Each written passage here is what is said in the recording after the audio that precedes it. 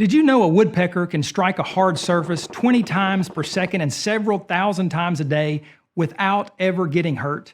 And these aren't mere taps. They're not lackadaisical knocks on wood. These strikes, which repeatedly come to an abrupt halt, are equivalent to 1,000 times the force of gravity, or more than 250 times the force to which an astronaut is subjected in a rocket during liftoff.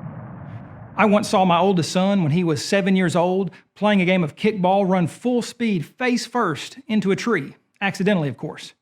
I cringed in pain for him. Why?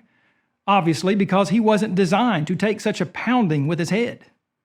But what about woodpeckers? Why don't we cringe when they beat their beaks against trees repeatedly with a mighty force? Because they were specially designed to take such a beating. So powerful are the woodpecker's strikes that some researchers believe that they close their eyes in between each peck to keep their eyeballs from literally popping out of their sockets as they strike the tree with such tremendous force. How can woodpeckers do this? How can they survive such headbanging? How do their craniums not crack and their brains not burst?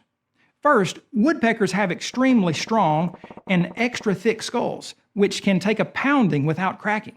Second, the beaks of woodpeckers are so strong they can remain perfectly straight and functional for more than 10 years and through more than 10 million pecks against trees. They don't have to be replaced or sharpened. Third, and perhaps most important, woodpeckers have special cartilage, shock absorbers, that are better than anything man has ever made. Better than the best car bumper and better than any shock-absorbing football helmet. In the perfect place, right in between the bird's beak and skull, God created the perfect sponge-like tissue to absorb the perpetual pounding that this bird puts itself through on a daily basis. If evolution is true, why did woodpeckers ever start banging their beaks on trees for food when they could simply gather food on the ground like most other birds? And who taught them to communicate with each other by banging their bills against trees? Imagine the conversation the first woodpecker must have had with itself. I know other birds communicate by making sounds or by moving their feathers in certain ways, but I think I want to communicate with my family by forcefully and repeatedly striking my head against very hard surfaces. How did the first woodpecker not kill itself the first time it began beating its beak against a tree? And how did it ever get the special shock-absorbing cartilage between its beak and skull? And when did it get it?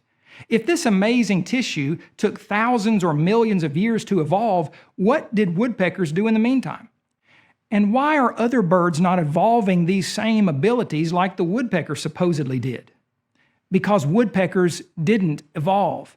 This amazing bird did not have to knock itself silly for millions of years in hopes of one day getting everything it needed to do what it does.